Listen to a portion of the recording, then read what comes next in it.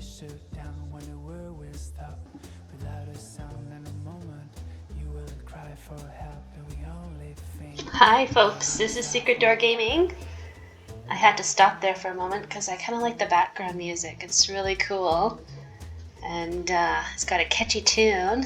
This is called New Dawn, and I had to play it because it's about a young woman who becomes the new Dawn. It's a mafia game, and yeah, it's also got multiple ways to die, so of course I had to dive right in and check out the game, so let's start.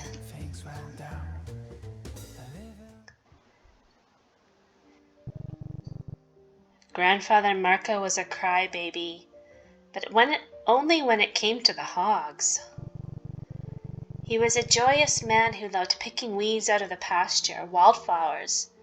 He would call them in a strange, new working accent, always laughing at whatever joke my grandmother had told him. But the closer we would come to slaughter day, the more his mood would worsen. And on the day of, he would become inconsolable. One time I asked him why he was always sad during slaughter day. For certainly no one liked the chore, but as my grandmother would say, it had to be done. He told me, "My little flower, I hope that you never know this. Every year that passes, it leaves a stone on your heart. Over time, they keep piling up and up. Eventually, it becomes very hard to keep breathing." What a strange thing, I would think. Stones on your heart?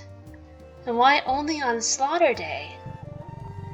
No one liked doing it. My grandmother always reminded me that. But how else would we eat, make our living? The thought would stay with me over the years, never quite understanding the full intent. Until many years later, after my grandmother passed, after the strange new working man who I called Grandfather, Marco, stopped having a place to visit, when I happened upon a newborn hog in our flock. Oh, it's a piggy. She was a runt. Most likely would not survive the night. And against my better judgment, I stepped in and nursed her back to health. She survived and then thrived. And I named her Lucy. Lucy the pig. Lucy the oinker. Lucy the oinker. Something changed. I couldn't bear to send her off on slaughter day. The others, sure, a necessary facet of our lives, but not Lucy the oinker. My mother did not approve. She said I was just like Grandmother Flora. Sentimentality over practicality. It was a necessary act, but that's why we raised the hogs, to keep them after its prime slaughter years.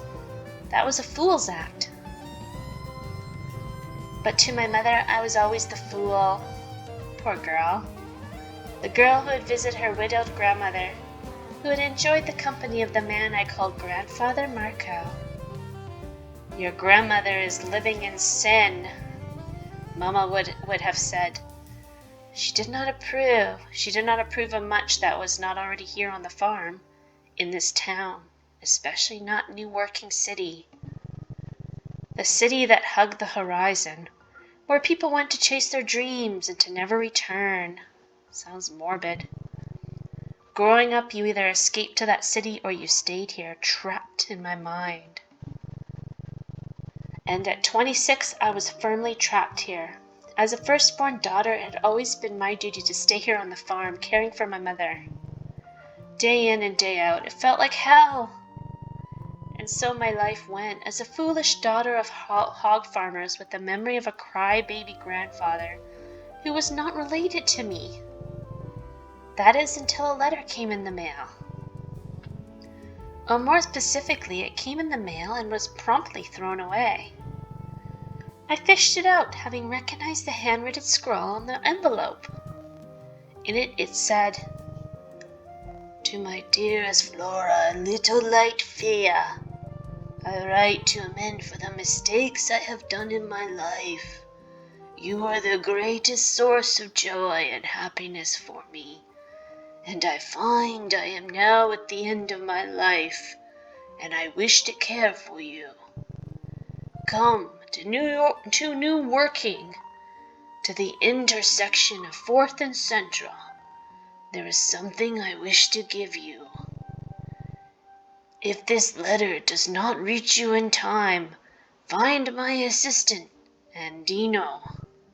Forever yours, Marco. My mother called me foolish. That was nothing new.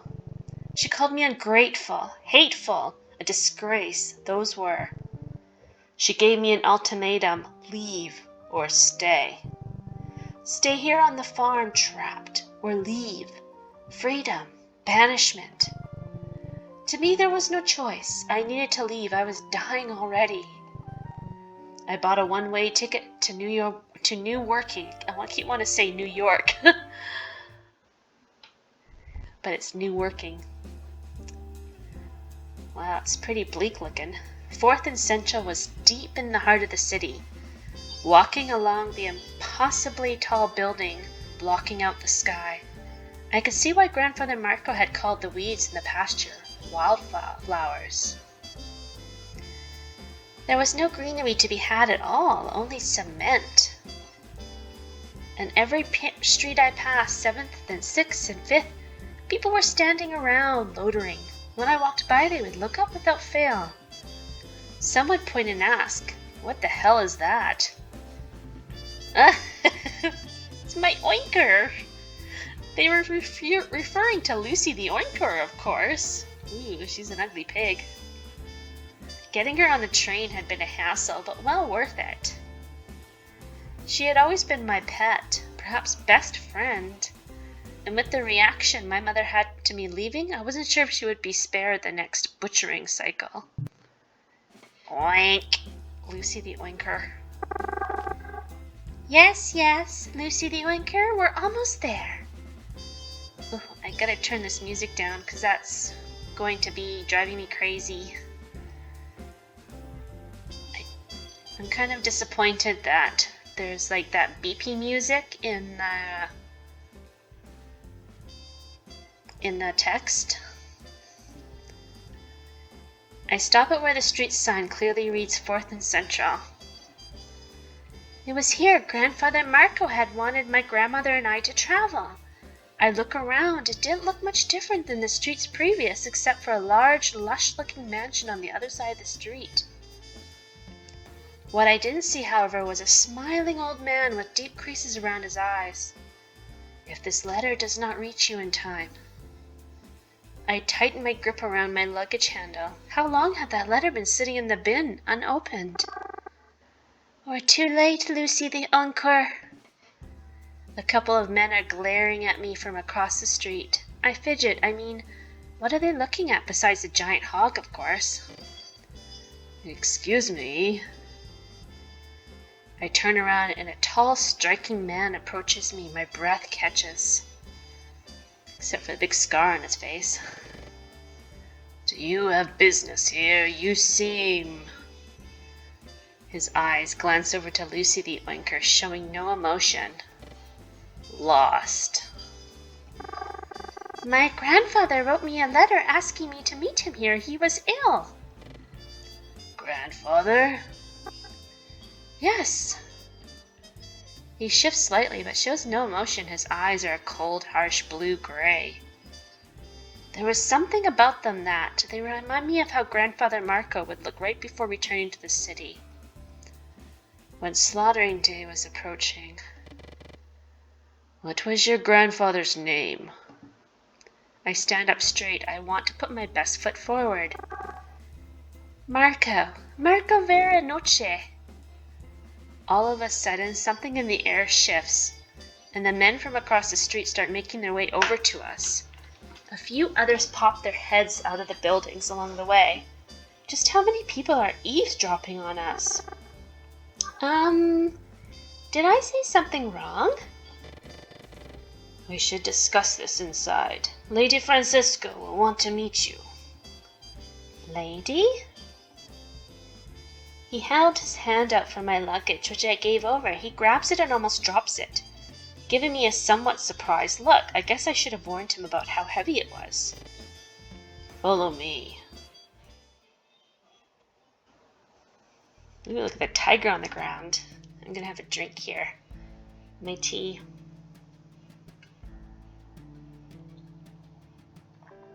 The cold-looking man ushers me into the mansion and asks me to sit and wait for Lady Francesca to make her appearance. Again, lady, that was a strange title to give to someone. It leaves a bad feeling in my stomach. Then again, the whole room is giving me bad feelings. Everything around me flashes with gold, and there are pristine carpets covering the entire room. If this was Grandfather Marco's home, why in the world would he have ever left? Wow, what a surprise! An older-looking woman walks into the room wearing a fluffy coat. Whoever she is, she must be important. Half of us were of a mind that you didn't really exist, but here you are, looking. She looks over to Lucy the oinker, who was sniffing the carpet.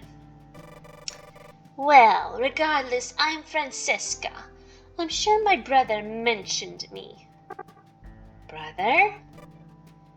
Marco?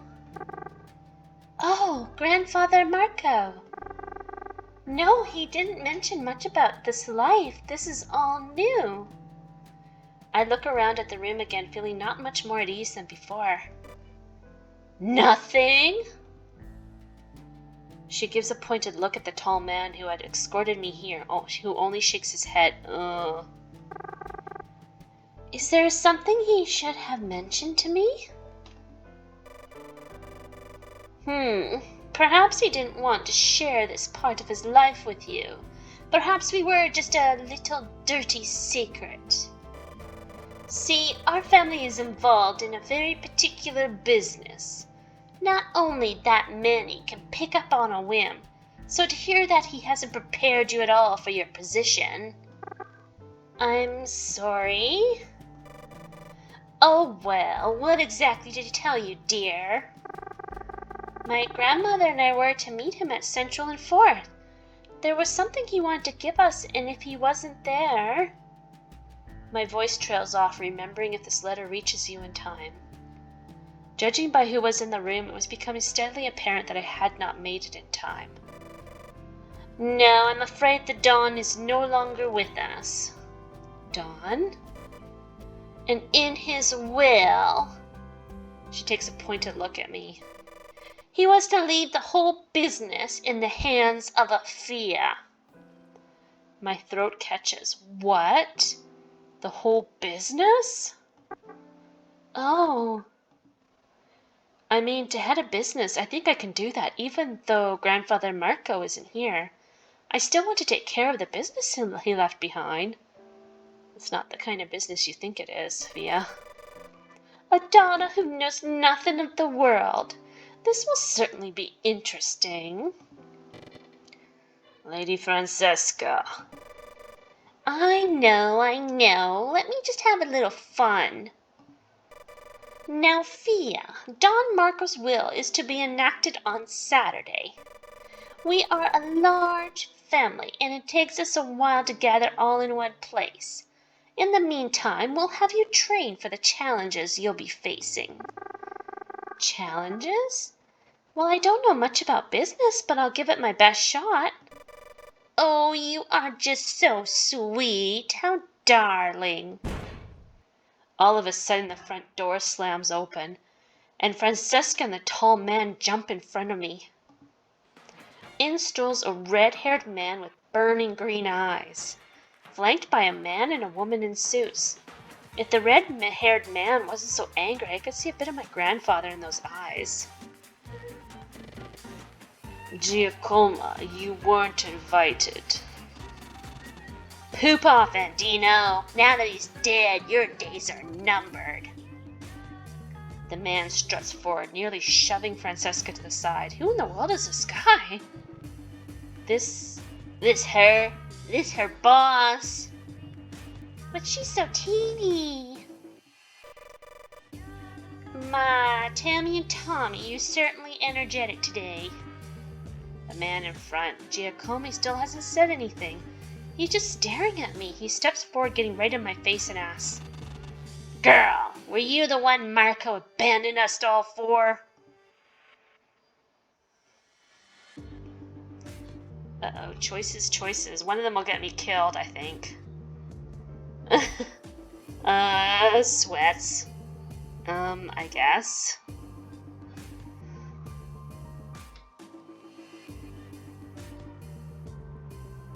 But as the Donna, I have to be strong and forward, right? Am I gonna die here? Let's see.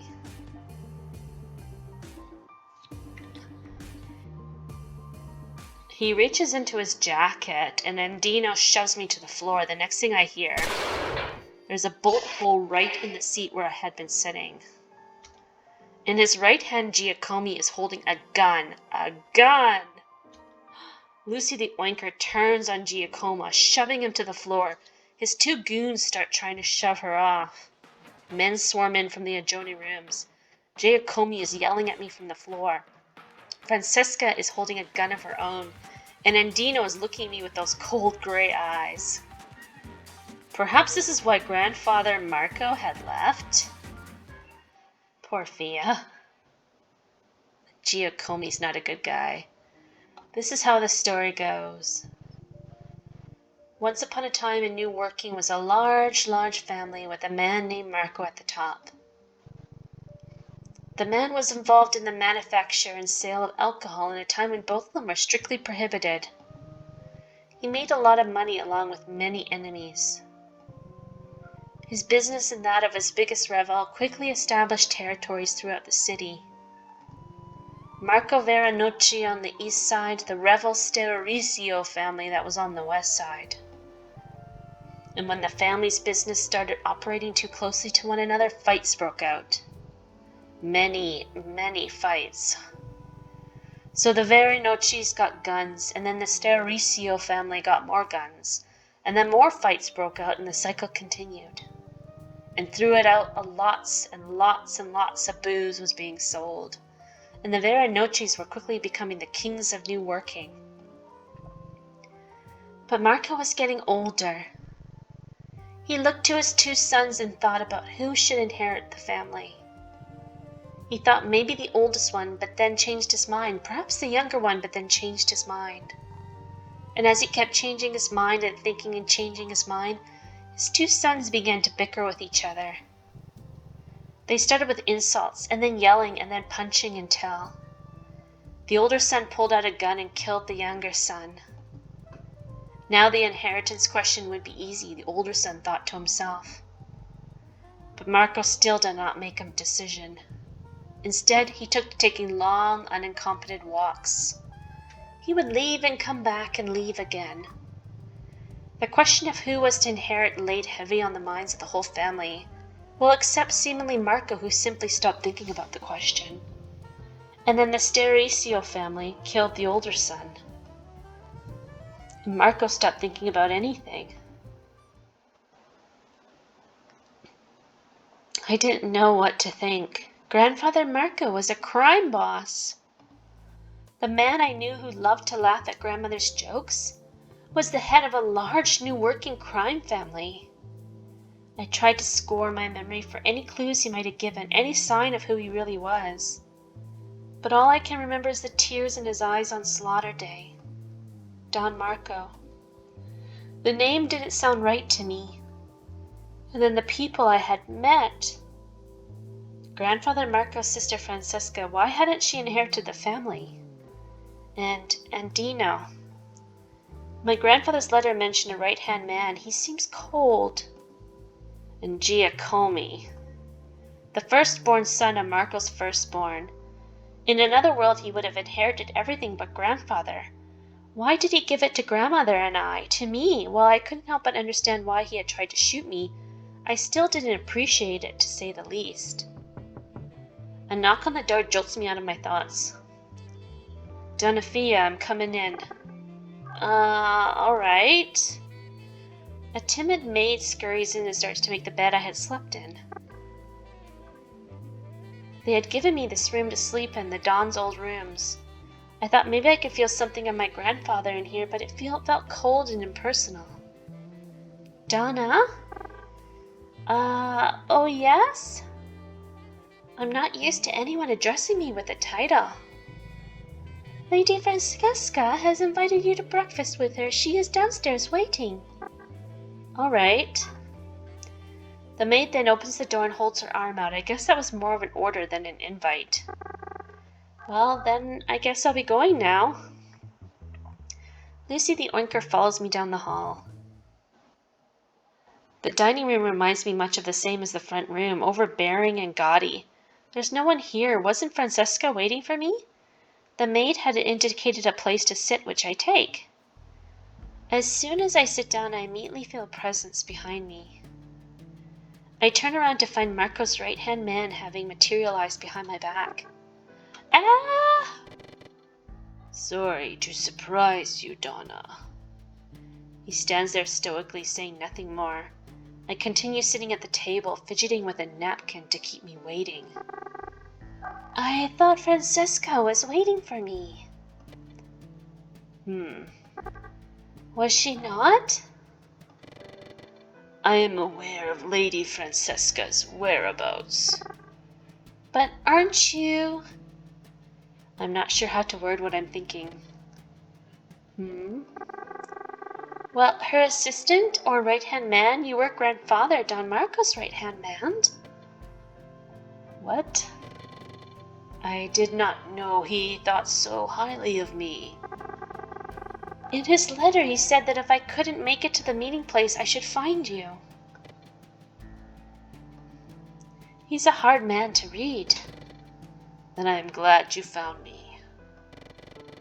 And to answer your question, no, I am not in Lady Francesca's service. I work for Don Marco and his successor. The look he's giving me, certainly he wouldn't be looking like that if he knew how foolish I'd been to throw everything away to come here. I mean, what? I had bet on Grandfather welcoming me into his home, caring for me and helping me. Instead, I'm almost shot in a city where everyone was a stranger. And Dino's looking at me like I was my grandfather. I'm not looking forward to falling short of his expectations. Then the door slams open and Lady Francesca saunters in. Why does everyone keep doing that? Oh, it's our little lady. Good morning. I take it you had a restful night. In comparison to everything that happened early in the day, the night was absolutely heavenly. Yes, and thank you for letting me stay the night. Nonsense, those are your rooms now. Enjoy them. My rooms? Francesca slides into the seat next to mine and leans in closer. Yes, all this. The whole family is in your hands, little lady. How wonderful is that? She's smiling, but I can't find the energy to smile back. That is, if you're going to accept the position. Absolute silence. Some of the servers pause their movements and give me hidden looks. They're waiting to hear what I'll say, and Dino is still like a rock at my back. It's a lot to take in. Oh, but you've had all night to think about it. Half of which I was thinking about the attempt on my life. I look around the room, there was nothing like the farm, nothing like what I was used to. But the farm was shut to me now. The last fight I had with my mother made that abundantly clear, and I didn't have anywhere else to go. And this, a connection to Grandfather Marco at least. I couldn't say I felt completely at ease with my choice, but... Yes, I'll accept the position. One of the serving girls places an elegant plate of food in front of me. Donna, she says, and then leaves. Excellent, very excellent. My, then we must get straight to preparing you. Do you have any experience with a gun? hand-to-hand combat. I did a bit of hog wrestling back home. Hog wrestling? Well, I guess it's something. We'll teach you to shoot. Oh, but first perhaps it's best to introduce yourself to our boys. And Dino, why don't you accompany our little lady around the block? Show her the sights. We can get to training tomorrow. The rock at my back nods, and Francesca stands up and turns to leave. I'll see you later, Donna. And just like that, she was gone. She hadn't even touched her plate of food. I tentatively dig into a large-looking piece of meat, tasting it. It's pork. I put my fork down. Is everything all right, Donna Fia? Oh, it's nothing. I look at Lucy the oinker, who was sniffing something under the table. I give her a scratch on her hindquarters. This is a lot to take in. I'm sorry the Don did not warn you about this family. I turn around. His face is still emotionless. Warn? No one has even mentioned the shooting, just... Do you want to turn down the offer? I don't know. I don't have anywhere else to go. My mother made it clear that if I chased after Grandfather Marco, she would never take me back. Something about how silent Andina was made it easier to talk to him. Like no matter what I said, he wouldn't say anything back. And in a cool, calm way, it was sort of refreshing. Maybe this is why my grandfather had kept him around. Marco was so nice. He was. Not many people knew that about him. I look at him again, a hint of a smile. But you knew. Yes, he told me many things. Did he mention... I stopped. Did I want to know that answer? I thought I had known him. But these past few days, what if he didn't care for us at all? Did I really want to know that? Ours is a world where it is dangerous to hold anything dear.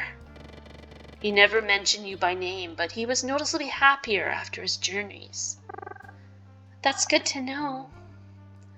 I pop a few of the berries on the plate and into my mouth, leaving the rest untouched. I get up. There was no use moping around. I had made my choice and I was going to follow through with it. Where to first? The corner of Central and Fourth was the hub of the Veronocci's domain. And Dino explained to me that further down Fourth was where the holdings turned over to those of the Starusias. He also told me to avoid that area of town at all costs. That was where Giacome's father was killed, after all. But you are safe here. We were all loyal to Don Marco and will be loyal to you. I wasn't so safe yesterday. The shooting. Ah. Well, Giacomo will most likely not try such a brazen attack again. Most likely? Giacomo is... dirt. Scum. Yeah, I get he doesn't like me, probably for good reasons. How many people back him?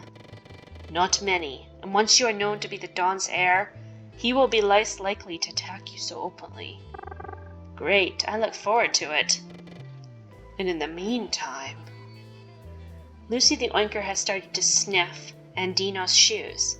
He keeps looking straight into my eyes without breaking contact, an absolute professional.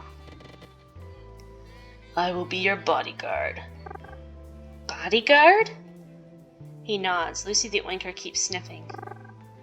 I appreciate it. Then let's get you acquainted with your new followers. Oh, I get choices. Do I want to go to the bar? Do I want to go to the casino? All kind of slimy places.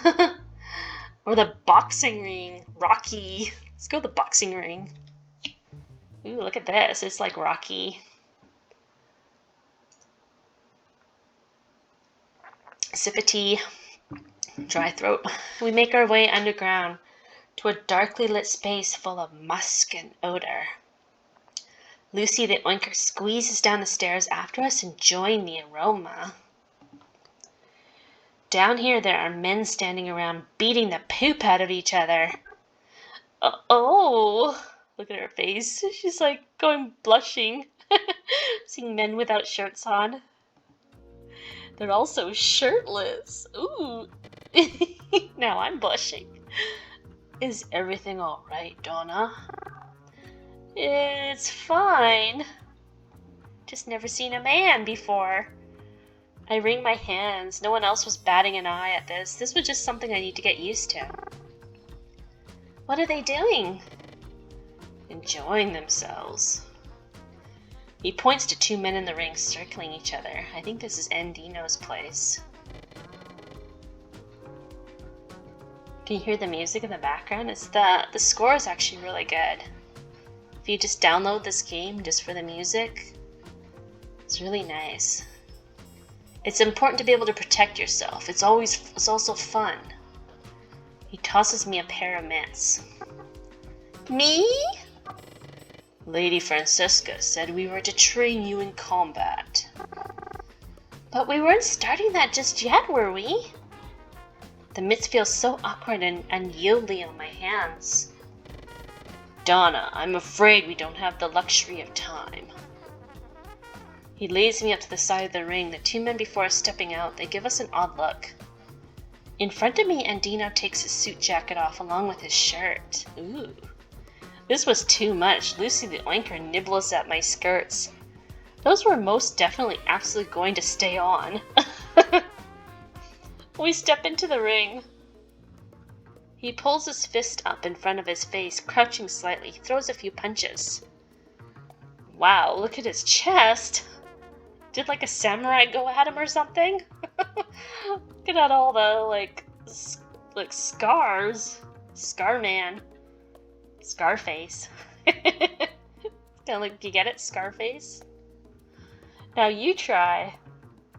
I do, it feels awkward. Uh-oh, my cat's starting. I might have to stop this, folks, because my cat is getting restless. As when he starts banging at the door and scratching at the door. Someone's knocking at my door. It's my cat. Now, hit my gloves. He holds them up in front of his face again. I had to hit him? Well, I suppose I would be doing worse things to other people soon enough anyway. I throw a few punches. He shakes his head a little and readjusts my stance. Again. I try again and again mess up. This is frustrating. Why did I have to remember which fist to throw first, which foot to put forward? On the fourth try, I get fed up with the whole thing. He lowers his gloves. Donna, you must learn how to protect yourself. Stupid. This is stupid. I have to learn to protect myself against my cat. Okay, folks, I'm going to have to stop this, and I will come back to part 2 when I've fed my kitty. And I will be back. Stay tuned.